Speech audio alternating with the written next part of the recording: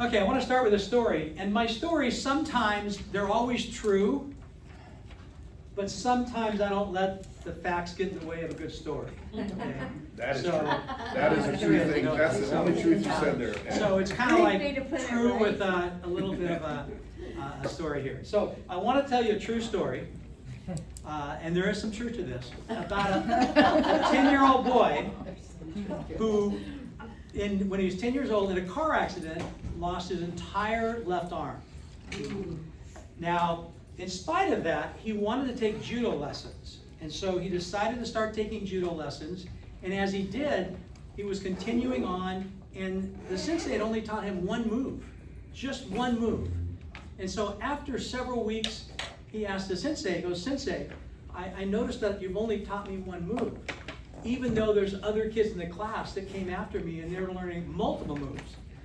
And the sensei said, "I'm only teaching you one move, that's all you need to know right now." So as they go through this karate class, eventually the day comes a couple months later when the little 10-year-old boy is going to enter his first tournament, knowing one move. But he knows that one move very well.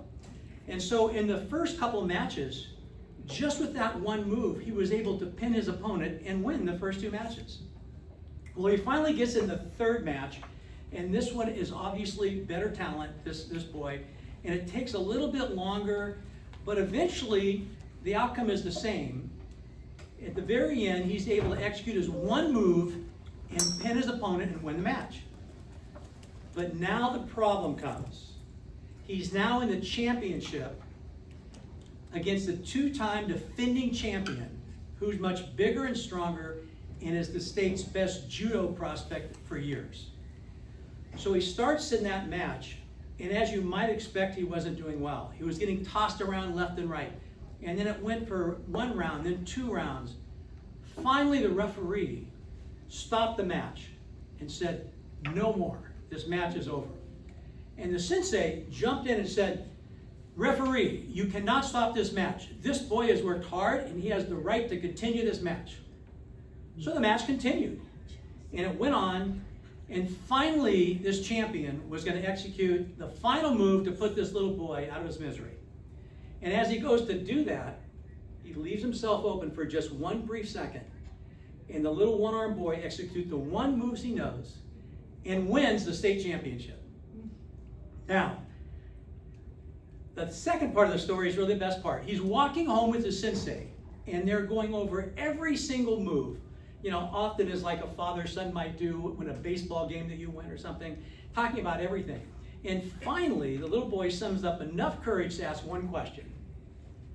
How did I possibly win this tournament knowing one move? And what he said was 2 reasons. Number 1, you mastered one of the most difficult moves in all of judo. And number 2, the only known defense for that move is to grab your opponent's left arm. So that's the story. So the whole point of this, and now, so you're wondering where I'm going to go with this, okay? So where I'm going to go with this is that a lot of times in real estate, I think we try to learn everything. We try to do everything there is. We try to do open houses and geographic farming and social media and on and on and on. And we try to be, you know, kind of really good at nothing, but we try to cover it all. But in real estate, and everyone on my team will know this, I really highly recommend that you get experts in a couple areas. So I would say today, when it comes to social media, 80% of agents have social media that's inadequate or not very good. 10% don't do it at all, okay? And 10% are very good at it. They know what they're doing, and they turn it into many transactions. So again, the problem with social media is it's difficult to directly measure your success. So some people give up on it before they should. So today, I want to talk about digital marketing and real estate. Now, like AI, okay, digital marketing will not replace real estate agents, okay? But agents that are proficient at digital marketing will replace agents who are not. So it's really important that you're good at this. Your clients expect it. And so you need to be good at it. So I'm going to touch on several areas today. Three platforms especially, Instagram, Facebook, and TikTok, okay? So let's start with kind of the definition of digital marketing. It's simply using the internet and digital tools to generate leads and build relationships with clients. So before we get into Instagram and Facebook and TikTok, I want to briefly cover websites and LinkedIn because they're a very important part and they tie into all of this. Each of these are very important. We could probably spend an hour on every one of these, but I'm going to kind of hit briefly on them. Okay, so first of all, LinkedIn. LinkedIn is something really simple to do. Everybody should have it. From a realtor's perspective, having a strong profile on LinkedIn can be surprisingly powerful. Because when clients Google you, and they will, guess what shows up first? LinkedIn. Okay? So LinkedIn pays a lot of money to be there. So if something shows up first about you, do you want to nail that, or you want to wait something that might show up later or might not show up at all? LinkedIn's easy. All you have to do is take a little time and do it, and once you've done it, you've done it. Now you might need to update it once in a while, but it's very good. LinkedIn does 5 things. Okay, first of all, it shows your experience. If you have no experience, you have to kind of create, kind of a little bit of how it looks like you're still a little experienced. It shows you your specialties, your network, reinforces your brand, and these are the things that and shows your network as well. Now, 2 accomplishments I recommend everybody here get. It's really important. One is at the point that you renew the first time or the second time, but at some point, get your broker's license. We have many brokers on our team that have done that over the years. And why it's good, it's a higher level. Your clients look at this the same they would look at a CPA as opposed to an accountant. And if they don't, it's up to you to make sure they do. When you go to a listing presentation or buyer presentation, and you sit in front of them, if you're a broker, they need to know you're a broker. And you can tell them, I'm the broker, I make all my final decisions right here. The difference of the broker to an agent is similar to a CPA to an accountant. It's a higher level of education. Right there, you've probably got an advantage on your the person you present against. The next one is, and the reason I say this one is not because this one's so great, it's because it sounds great. And that's your GRI, your Graduate of Realtor Institute. If you're a Graduate of Realtor Institute, it sounds like you have a doctor's degree in real estate. When you say with a client, I'm a Graduate of Realtor Institute, it sounds like they should call you doctor, right? Now what it really is 6 one-day courses, okay? They usually start at 9 o'clock but late. They usually are supposed to go to 5 but they end early. You usually have a 2-hour lunch. You're tested, but they give you the answers before you test. So it's not very long, only lasts 5 or 6 weeks. I think it's 6 weeks. You'll learn some good stuff. You'll learn appraisals and commercial property and investment property and things like that. Enough that you need to know. It's not gonna make you experts in the field. And then guess what? You get to say for the rest of your life that you're a Graduate of Realtor Institute. So put together your LinkedIn profile. It's very, very important. And again, it's one of the easier things to get right, so get it right. The next thing you want to get right is, and I see this all the time, is you need to have a very good personal website. Today is so much different than 20 or 30 years ago. Today, somebody puts a post on Instagram or Facebook and says, I'm looking for a good realtor to sell my home or to help me buy a home. So what do? All of a sudden, they get 15 different posts from their friends, this person, this person, this person, and guess what they do? The client then goes to, and they look up on the internet, they see LinkedIn, and then they usually look up their website. They want to see what their website looks like. It's pretty easy to have a really good website. It's not that expensive. You can get custom websites that look to be very custom, that are mostly templated, but they look custom for $1,000 a year. Now I know you think that's not that much, okay? But with these websites, one of the ones we use, which is through Van. What's Van's company's name? Guys, you remember? It's not Wingware anymore. Yeah. What is it anyway? Just that website itself will give you it'll push out a notification or a product once a week to your clients. There'll be something about real estate. And what he's done is he's hired writers to write on real estate. And the articles are always pretty good. They're pretty neutral. They don't make big stances, but they're pretty good. They're interesting. And guess what? without you doing a thing every week, let's say Wednesday morning at 8 o'clock, there's an email to everyone in your database. It's that easy. But your website's important. It should have stories on there. You need to make it good. I think most of the people on my team have actually done videos that they incorporate in there that talks about that. Marisa has a really good one. Many people on our team have good ones, and there's many good ones out there, period. Need to have a good website. I look at it this way. If you're not to have a good website, you're really not in business, honestly. So don't rely on our company's website to be your end all for websites. Okay, so I want to talk a little briefly about Facebook and Google advertising. So the best strategy is use both of them together, okay? Facebook is really for awareness, okay? Google is to capture buyers and sellers. So they're a little bit different, they tie in together, okay? Facebook creates the relationship and Google captures the transaction. That's the way to look at it. You may notice I didn't mention TikTok. We're going to talk about TikTok later, but TikTok is really better for selling products and services, and we'll talk a little bit about TikTok later. But the ones I have the most confidence in, the people that do the best, would be in your Google ads and Facebook ads. Okay, so Facebook ads. Now we're talking about Facebook ads right now. We're going to talk about the platform of social media, Facebook, in a minute. But now I want to talk about the ads. Okay, and it's a good platform, no question about it. You can highly target your audience in Facebook by your zip code, age, even income in many cases. So what this does is you don't pay for advertising sent out to people that have no ability to ever have any interest in it. So target advertising is so good. It's also very powerful in a listing consultation where you can show what you're doing for a seller and you can show some of the things you've done for your advertising through Facebook or Google. It's really very, very, it's cheap per click, no question about it. They call it low cost for impressions, okay? Facebook allows video home tours, listing photos, neighborhood lifestyle posts, and marketing update videos.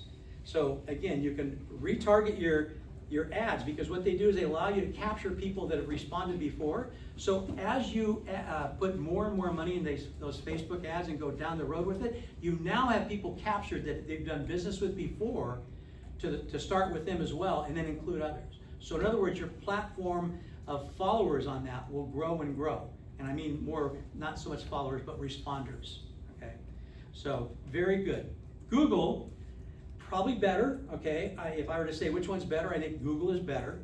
It's the best platform for people who are currently searching for real estate. I mean, if you really want to get business right now, you can attract searches such as homes for sale in Mission Viejo, sell my house in Orange County, or what is my home worth?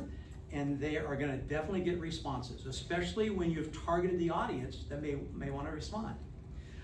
My wife and I do premarital counseling, and years ago we were trying to build our platform up, and we could go in there and put things on marriage on there, and we had so many responses that we literally had to stop the ads because we couldn't take care of all the people who responded for premarital counseling. Because it went out to young people that had basically had announced that they were engaged or something, and it wasn't very, very much. For about $50 or $100 a month, for a couple months, we got more leads than we'd handle for the next 5 years. So, now I'm not going to say real estate's going to be that great. Talk to people that have done it, okay? Will knows about Google Ads. He's done Google Ads and been successful. Talk to people, because you don't have to learn and go through making, $2,000 in mistakes before you learn what works. Go to people that do it and then find out what they do it. Make it a shortcut. Learn from their mistakes and learn from their experience and start with some experience on your side. So your ads, by the way, when you do Google's, will appear at the top of the search. And here's the thing about Google I really like. They give you a measurable ROI, your return on investment. In other words, they're going to tell you how many clicks you're getting, cost per lead, and conversion. Now, I can tell you, I don't think they would do that unless they thought their advertising was a good bang for the buck. Why would they? You think they're going to tell you how successful it is or how unsuccessful it is? No, they're not going to. What they're going to do is show you that, and it also gives the ability when you start writing one ad, it doesn't bring something. Then you start writing something else that brings more. It'll teach you what people are looking for, okay? And so when you measure that ROI, which so much of social media, you can't measure it, and that's one of the problems with it. but you can measure this. So it's really good. They'll even suggest ad lines that people commonly search. Okay, they want you to be successful, and Google Ads can be good. So 4.9 billion people use social media. Now, how many people in the world? 8 billion people. Okay, that means that 5 out of 8 people in the world. Now, how many people don't even have a computer or things like that? I mean, we look around here in the United States, everybody has an iPhone and a computer and everything, but that's not the way it is everywhere else. So basically what this is saying is everybody who has a phone or a computer is on social media one way or the other. Now, a lot of people don't post anything. All they do is watch their friends, and some people are very involved. Okay, so I talked a little bit about the ads. The rest of our time, I want to pivot from digital marketing to social media, and specifically Instagram, Facebook, and TikTok. Okay, so now we're getting into the free stuff. You don't have to spend any money for this. Okay, this was my first post in April 2011. Okay, I don't post a lot. I probably haven't posted on Facebook, and I've never posted on Instagram. Now, that's not because I don't think it's good. It's because I'm not looking to create business. So if I was going to, I would. The only people I have on Instagram, for instance, would be my team, my close friends, and my kids and grandkids. Okay. However, again, they can be very, very good if you pay attention to what you're supposed to do. So this was my first post in April 2011. Now, at that time, Facebook had 600 million users. Okay, today, well over 3 billion users. And again, that's out of 8 billion. That's just for Facebook alone. So Facebook went public in 2012. Okay, had you put $50,000 in it that year, and I say 50,000 because that was the maximum amount you could fund your retirement account then, you would now have 220,000 today. That would have been a good return.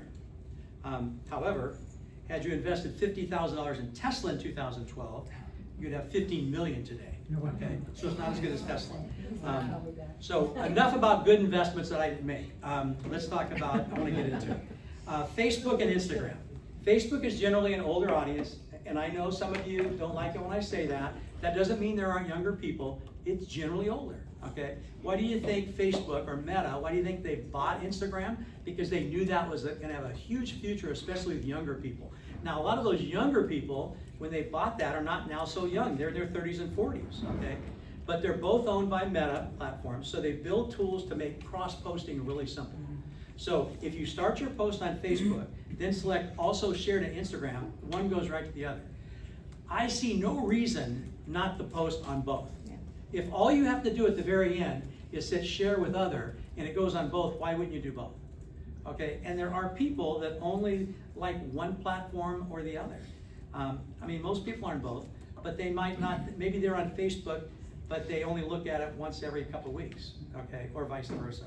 So I think it's best to be on both, because all you have to do is create a post and hit go, okay?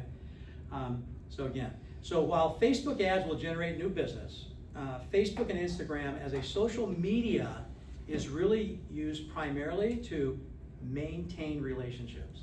It's not there to grow relationships. You're not going to get all of these new people coming out you never heard of saying, can I list my house with you tomorrow? That's not what you're going to get. So what you need to do is you need to have, first of all, a large audience that know, like, and trust you, okay? And then your posts become important. If you have no audience, thinking that new people for actual posts are going to get you all this. Now, if you do ads and you kind of go to a different way, you can get people that don't know you because they're interested in what you're saying, okay? Not the same with just Instagram and Facebook. If you're not doing the ads, you're just posting, okay? So again, it's used to maintain relationships primarily. It's not really used to create new relationships. Now, I'm not saying you can never do that, but it's not going to be the main part of it. So there's 4 C's of social media, successful social media. This has been around forever. I remember this like 10 years ago. And it's content, contact, connection, and consistency.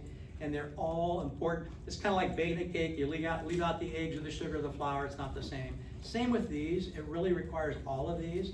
And so if you're not putting all these together, it's just not going to nail it. Okay. So first of all, content. Okay. Probably the biggest one in a way. There's authority, personal, engagement, and proof. Those are things you want to kind of put on. Authority positions yourself as that expert. Okay. People want to use experts in their field. So an example, you make a video and you talk about capital gains exclusions in the United States. Okay, whether you're married or single, and how you can get that. That puts you together, or Prop 19, on and on. What are some posts that you guys have done in there that would create yourself as the expert? Who's done one? Come on, you can think of one. Somebody has to think of one.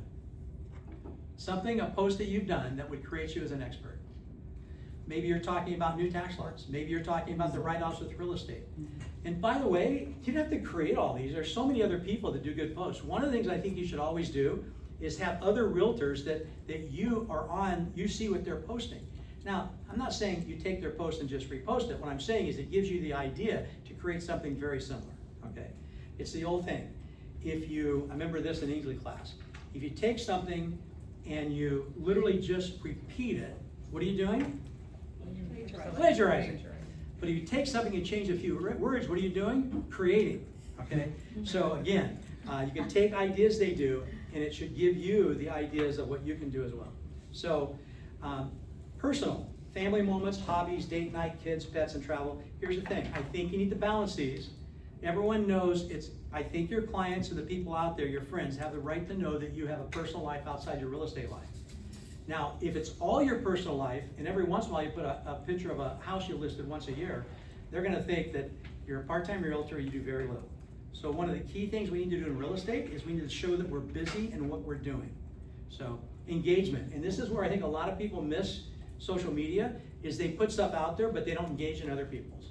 One of the best way you can engage with other people is to comment on their post. You should always be commenting on other people's posts. That and make good comments, nice comments. I love that, great thing. So glad that looks like you had a great vacation. Whatever it is, that puts you on their mind again, and it's so simple.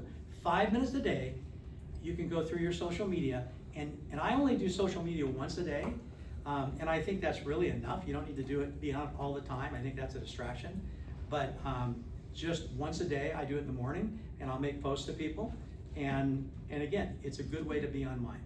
So start engagement, start conversations. One of the things I really like are agents that take polls. Like for instance, this is one I saw recently. Would you prefer to have a mountain cabin, a desert condo, or a beach shack?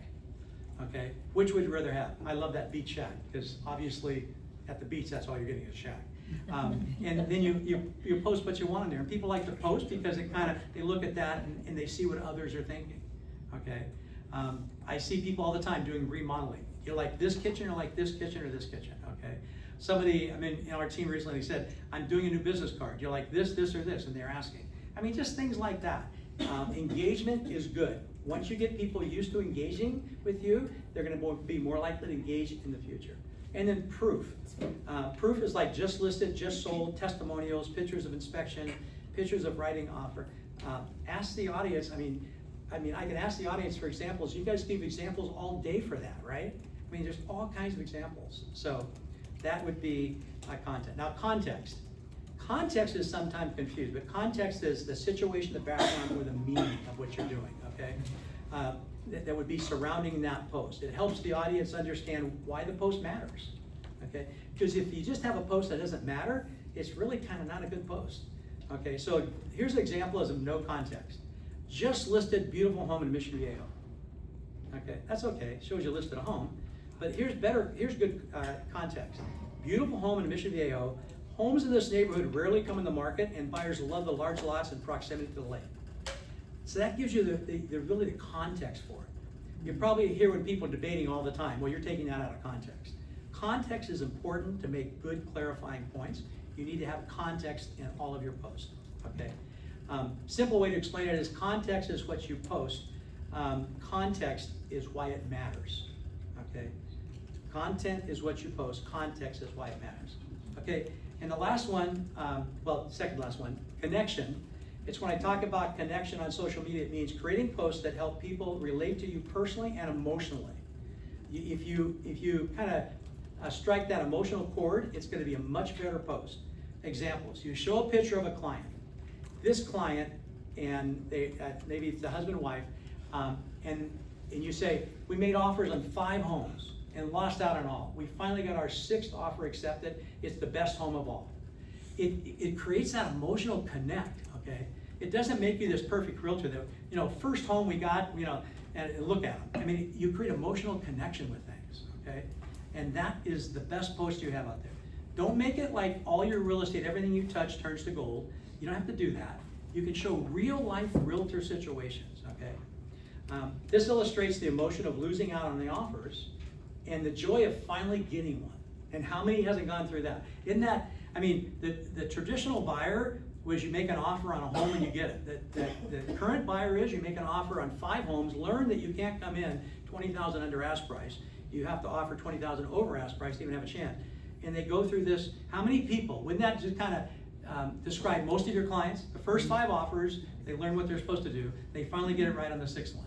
Or the 3rd one, depends on whether they're quick learners or not. So, anyway, connection. The next one, final one is consistency. Consistency is self-explanatory, but it's where most of us fail. It's where most of us fail. So, consistency is something you have to have in everything we do, whether it's, you know, Popeyes you're doing, or farming you're doing, or advertising you're doing, social media, everything requires consistency in real estate. Because I can tell you one thing, your clients are watching, and when you lack consistency, you're gonna lack their approval, honestly. You need to be consistent in whatever you do, absolutely. I wanna show you guys one thing. I take a picture of this if you can. This is not a big deal. This is actually a YouTube video. I watch a lot of YouTube videos. This guy has a great platform on YouTube videos. I'm not gonna suggest anyone do YouTube videos unless it's all you're gonna do. It would be so, it's TikTok on steroids as far as the amount of work it takes, and TikTok's a lot. But take a picture of this, and I'll tell you why you should watch this. It's a 30-minute video or something. It tells me more. I lived in Orange County all my life. It tells me things that I don't know what's coming up in Orange County. It's really good. And here's what's good about this. This will give you social media for a month. Now, I don't suggest you only use this for a month, but it'll give you things that will work for a long time.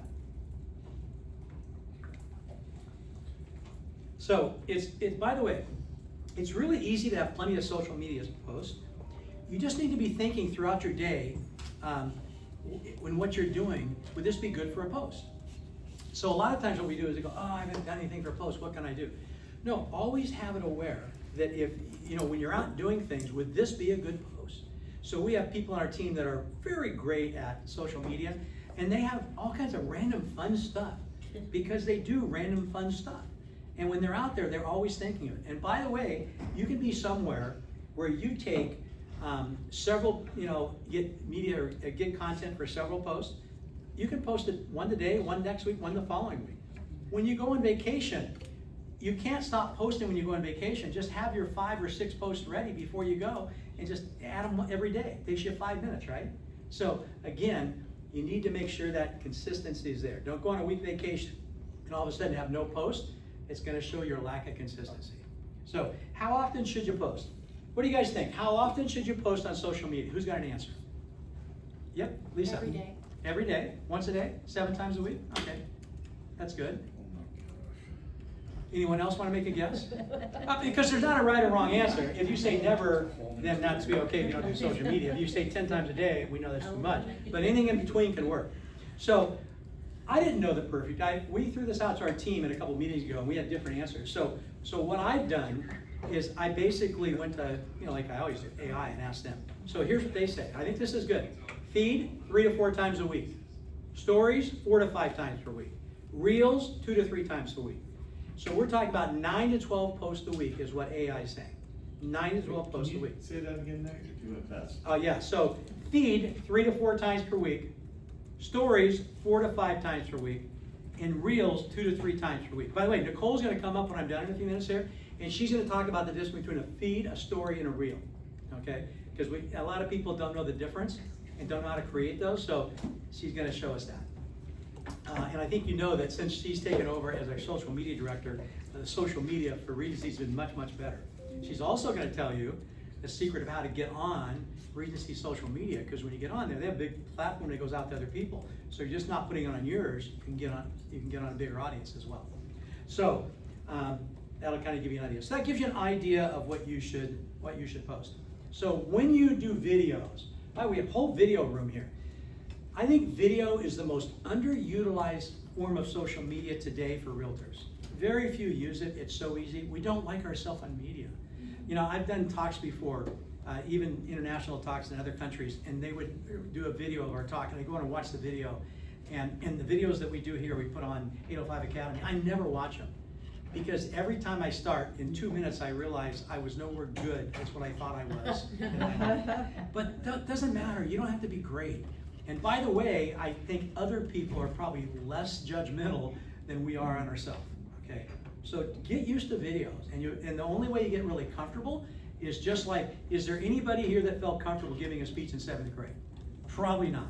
But most of you now would probably feel fairly comfortable getting up in front of people and giving a speech, okay? Lisa says no, but most people would. So video formula, there's just a few. Number 1, hook. Gotta give them a hook, okay? The next is you gotta have some value. Without value, it's not gonna be interesting. And then the final one is call to action, okay? All those 3 are required for a good video. So have those on your mind, okay? Hook, value, and call to action. Without those, you have an incomplete video, okay? It's not gonna be, you don't want just one that's just informational, that's it. If you give information, at the end of that information, let them know how they can tie into you and how you can help them with that, okay? So, hooks. Now, another word for hook sometimes is called clickbait. Now, clickbait is a title that basically makes you want to click on YouTube videos. And I hate clickbait that isn't good. And I literally will always put a thumbs down if the clickbait got you to click on it and was nothing like the clickbait. You know, like, I'm a big Dodger fan, so somebody says, Dodger just signed, you know, Shohei Ohtani. Well, that was on 3 months before Shohei Ohtani signed. I will unsubscribe to that channel. So your clickbait needs to be, you can have a good hook, but don't let it go all the way to clickbait, okay? Make sure it's a fair hook. And again, don't overuse it. I'm gonna kind of show you some hooks, okay? This would be a hook, not what I call a clickbait. If you're thinking about selling your home in today's market, watch this. Pretty fair, right? Now it needs to be talking about that. Next one, this is why many homes aren't selling right now. That works anytime, okay? Next one, nobody tells you about this, about buying in Orange County. Now that would be to a larger audience, okay? And then before you buy a house in 2026, know this. Those are things that are good hooks to get them in. Again, it needs to kind of relate to what you're doing, okay, to your video, but again, a hook is a good thing. So value, okay, a couple values. Determine if you're creating good value. Ask yourself this question, okay? If I were buying or selling, would this video motivate me to respond to the creator of this video? And if the answer is no, then redo it, okay? Would it make me respond to this creator of the video, okay? So I want to talk about TikTok a little bit, okay, without going too crazy on TikTok. TikTok has a couple different ways you can go. Everybody knows what TikTok is, I think, right? It was almost banned. It was by the Chinese. It's been kind of now merged into US with some guidelines on it. You can either do a 15 to 30 second video, okay, or you can do a video up to 2 minutes. Now, if you're gonna start doing 2-minute videos, this is gonna be like one of your main areas. 2-minute videos consistently are tough. So TikTok, here's what they suggest. They suggest 4 to 5 posts per week, minimum, so you'll fit in their algorithms, and that way your content will be offered and shared with others. So know when you go on TikTok, and I'm not on TikTok very often. It's usually like when I'm at a car wash waiting and I have nothing else to do, I might turn on TikTok or something. But you'll see things that will kind of be things you're interested in or things like that. Well, they keep their algorithms, and for people that put a lot on there and they get a lot of interest on it, then they make suggestions. So good content, consistent content, at least 4 to 5 times per week. Now to me, this is a lot. I mean, this is not what I would have most people who come on my team say, listen, you need to get big in TikTok. Now, if you want to do it, you can do it, but it's going to be tough. This is the toughest of all. And I'm not an expert on it, that's for sure. You can talk to more people on it. You can watch a lot of videos on it. But bottom line, I think it's a tough platform. I think it's much harder to get business because the people you get business from on TikTok don't know you. The people you get business from your social media on Instagram and Facebook, they know you. And people generally don't do business with you unless they know you. What I think TikTok does, and not ever posting on TikTok, I don't know for sure, but my best mind tells me that on TikTok, you might get a lot of people asking you questions and kind of sucking the life out of you and taking up your time, but will use their own realtor for something else. So, however, there are some people that have probably made lots of money on TikTok. I think it'll work better for somebody that maybe they specialize in a retirement community in Florida. There's a community down there that has like 30,000 homes in it or something. It's the largest one. If that's all you specialized in, those TikTok videos could be good. If you do vacation, you sell vacation homes in Big Bear, maybe that would work. Things like that, where you have a real niche or something, but it takes a lot of time. So I'm not saying it could never work. I'm not an expert on it, but it just doesn't look at face value as what it would be for most realtors. By the way, if you want to do ads on TikTok, you notice I didn't do that? Your ads are inserted into TikTok, into your video. And so because of that, I think it's a pretty good platform to sell products, but I think it's a very bad platform to sell services, okay? So, okay, catch lines to get followers, okay?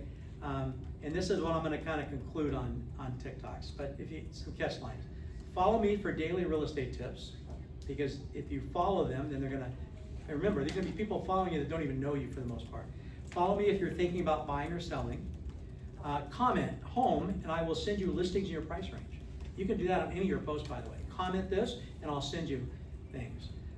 Comment budget, and I'll tell you what you can afford. So things like that. So these are all things that can be good. So can it be valuable? Absolutely. However, it's a big commitment. It requires perfect consistency, creativity, and daily responses back to viewers.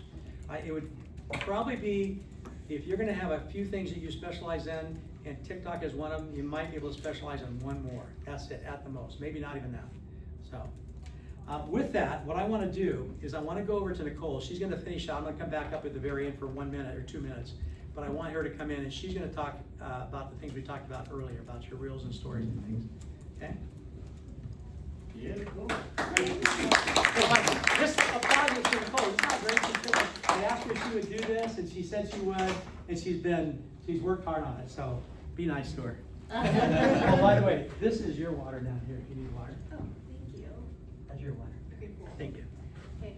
Hi guys, I'm Nicole and I run our Regency Real Estate social media. And so I'm just gonna go over the basics of social media, like how it can benefit you and not stress you out. So I'm gonna show a video first.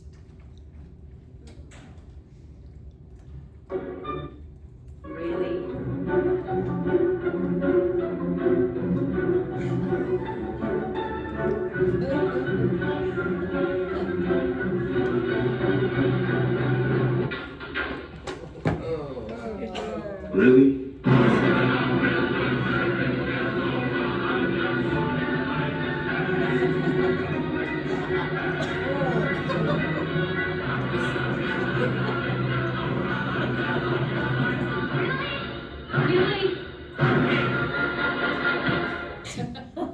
Okay, so the reason I showed this video is because most of us spend hours a day on our phones. So we kind of already know how social media works.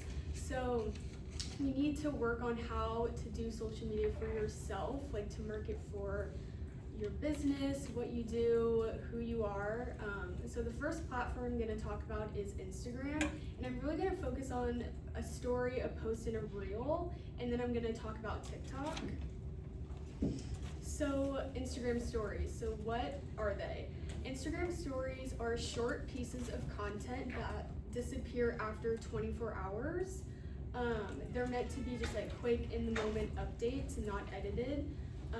So this video kind of just shows like an in the moment, like posting a story. And so I'll tag the Regency location so it ties back to a physical place. And then I'll also tag just Regency Real Estate for like brand identity. So pretty simple, and then you just post it. And then So like the main point of stories is like think of them as like day-to-day life updates.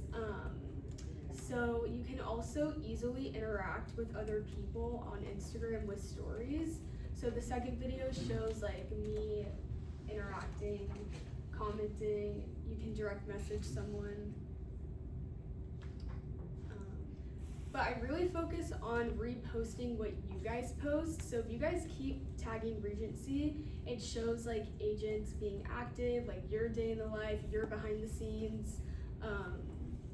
So I think it's about like documenting and not necessarily creating.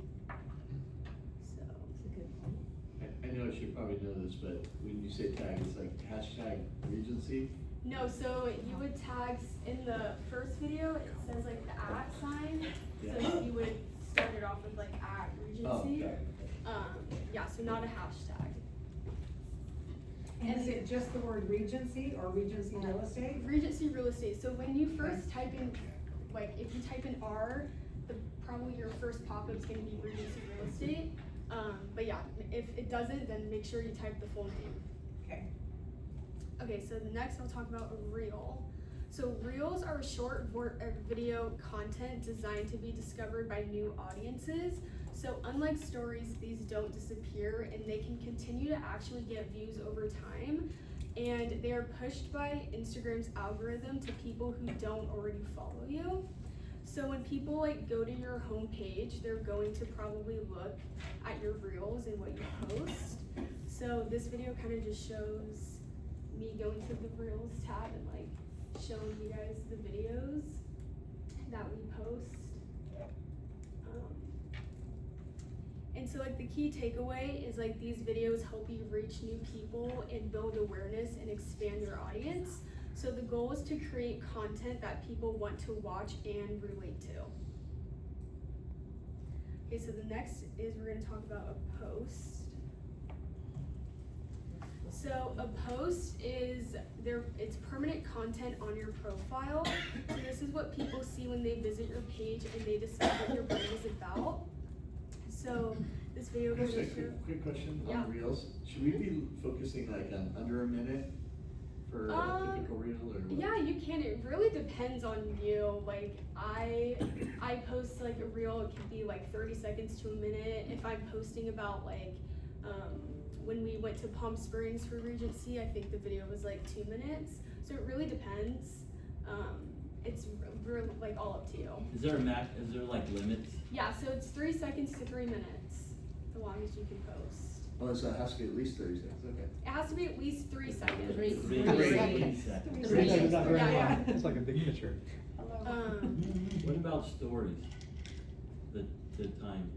I think your story has to be 3 seconds, and then I think it should be up to like a minute, maybe, if it's a video, I think. Yeah, it'll cut off if it's too long. Yeah. And also, people tap through stories, so like they see it and they swipe. So, you know, it can be as long as you want, but people will tap through them. But a post is just a still photo, so when they come to your page, it kind of just like shows some content. I think that because we're a real estate brokerage, I'm gonna be posting, you know, the open house listings, and it does keep it like very professional, but also shows some fun in there too. But yeah, definitely this aligns with like brand identity and image because this is your homepage. Okay, so the next I'll talk about TikTok. Okay, TikTok what is TikTok? It's fast paced. It's a short form video platform where content is quickly consumed. My time just be TikToking when I'm on it, I can't stop. It's designed for entertainment and discovery and not necessarily like deep engagement. I find that TikTok's algorithm, you can't control it. And it's a very broad audience when you post on TikTok, and like people that you like have no idea what real estate is can come up on your video. So it's very touch and go. People move quickly and they don't stay on for that long. But how I view TikTok for Regencies, mainly just for brand awareness and expanding onto another platform. And I usually repurpose content that I've already posted on Instagram and I'll post on TikTok. I don't feel like it's where we build strong relationships. I feel like that Instagram is where you build community and you can like find your niche and like talk to people. I think it's harder to talk on TikTok and like people don't really comment. So yeah, I don't think it directly benefits us in the same way that Instagram does, but it definitely doesn't hurt to be present. And then for platforms, what is the best platform? Personally, I think Instagram is just the easiest, and you can stay active, you can interact with people, you can build relationships and a community. So the main point, if you're going to focus on one platform, let it be Instagram because it definitely covers all of your bases. And with TikTok, kind of like I said, it's broad and way less targeted. People scroll quickly, so you might only have a few seconds to get someone's attention. And then Facebook directly connects to Instagram with like Meta. Everything that you post on Instagram automatically carries over to Facebook. So yeah, and that is all I have. All right. So what I want everyone to do, just, I got 2 minutes left, but I want everyone to stand up just for a second, give her a standing ovation.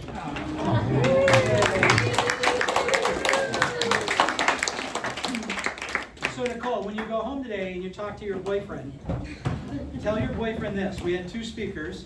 One barely got an ovation, but you got a standing ovation. So, and you deserve it. So, okay. Gotta get on to my final comments here. Okay, so final comments. One of the things you need to do when you're doing this is you need, especially as new agents, you need to convince your audience, your followers, you're killing it in real estate. And here's the thing. We have an agreement within our team, you can find this with probably almost anyone within Regency, that you could repost their listings and things like that, and their sales. Now, you can't say you sold it, but you can say another home sold. And there's things on there you can do. When you're not busy, nobody wants to use somebody who's not busy. They just don't, okay? They want to use people that are busy. So when you're not busy, you got to create this image that you are busy. And then when you're busy, for God's sake, let them know it. I see people sometimes that they're really busy, and yet they're creating this thing as like they're not that busy. So you need to create this idea that you are busy in real estate. Nobody wants to use a part-time agent, okay? So very important. And if you want to know how to do that, just do a lot of posts. When you're out showing property, everything you're doing, don't do anything that isn't posted, okay? But you need to follow those rules of making it interesting and engaging, okay, of course. So it takes a little bit of creativity, but you can do it. Convince your audience you know the business. I mean, there's an old thing that says they don't care how much you know until they know how much you care, okay? And that's true, but they do care how much you know, trust me. I always think that if you want to know how to get future business, there's 2 things you need to do. With your current business, you need to create an amazing experience of buying or selling. And then they need to know that you know the business. Because when somebody refers somebody else, it's a reflection of them. And so they refer people that do a great job with the experience and that also knows real estate, okay? So you gotta convince your audience you know business. The best way to convince your audience is know the business is to learn the business and then tell them about it, okay? Illustrate real estate is not what you do, it's who you are. I mean, the people on our team that do really well, honestly, it's not what they do, it's who they are. It's woven in everything they do. They get business everywhere they go. I mean, so I think that's important. Ruthie on our team, she's a crossing guard in the morning, okay? Now, she does tons of real estate. She sells 25, 30 homes a year, and yet she's a crossing guard. She does that because she loves it. She loves to engage with kids, and so she works an hour in the morning or an hour and a half, and then her mother actually does the afternoon, okay? By the way, if you want to be a crossing guard, do it in Irvine. They pay $75 an hour. So that's pretty good. Now, you only get an hour a day, but that's still pretty good. So again, it's not what it's not, it's kind of really not what you do, it's who you are. Okay, engage your clients on their posts. I said this earlier, but if you're just posting, you're just throwing out one way, there's not the connection back. You need to make the connection with them. Honestly, if you're not somebody who wants to do a lot of social media, then just maybe you'll elect to say, I'm only going to comment on everyone else's social media. That's a good way to go for 5 minutes a day. If you don't want to do your own, but I'm going to post on others, it's a good way to still have some presence, okay? Never share politics. If they know what political party you're a part of, half of them don't like you, okay? And in California, it might be more than half, depending on what party you are. So never share politics, okay? They should never know. And if you have somebody that starts doing political posts on then delete them. Don't let them. Stay out of politics. I know sometimes it might be so exciting, but people don't need to know your politics, okay? I mean, some people, no matter what they do, they can't stop from telling them what their political affiliation is, but it doesn't matter what it is. Just remember, half aren't gonna like you, okay? Don't share negativity, okay? Again, always be, make it upbeat and positive and things like that. And look at your post before you post things and say, could anyone take this as being negative? Because a lot of times we say something that isn't negative, but later, it really comes off negative. So we gotta ask ourselves that question. Make sure there's no negativity. There's a typo. I'm gonna make sure that you double check your notes. I'm not a spelling guy. Sure. Well, do and don't. Do share. Don't, okay, don't. I'll change that later. Yeah, share negativity. You'll get a lot of comments, guys. Don't share negativity. Obviously, you don't want to do Always that. share politics. I use videos, guys. I think videos are the most unused things. One of the things that a lot of people on our team do is we have 10 different videos. They can expand beyond that. But they put videos together, short videos, usually 2 minutes or less. Then when somebody comes in their open house, once they leave the open house, they send the video to them and say, hey, this is how I do business. Now, your number one thing you want to do in an open house is get an appointment. Number two, get their information. But if you can't get anything other than maybe an email or something, or a phone number, at least send them the video, okay? And they might rethink it. You can still follow up later.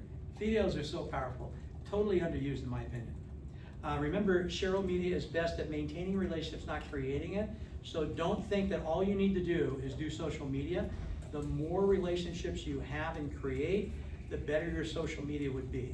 Because great social media to a few is nowhere near as good social media to a ton, okay? So, and here's one of the things I see. Never post videos that you're on vacation while you're on vacation, okay?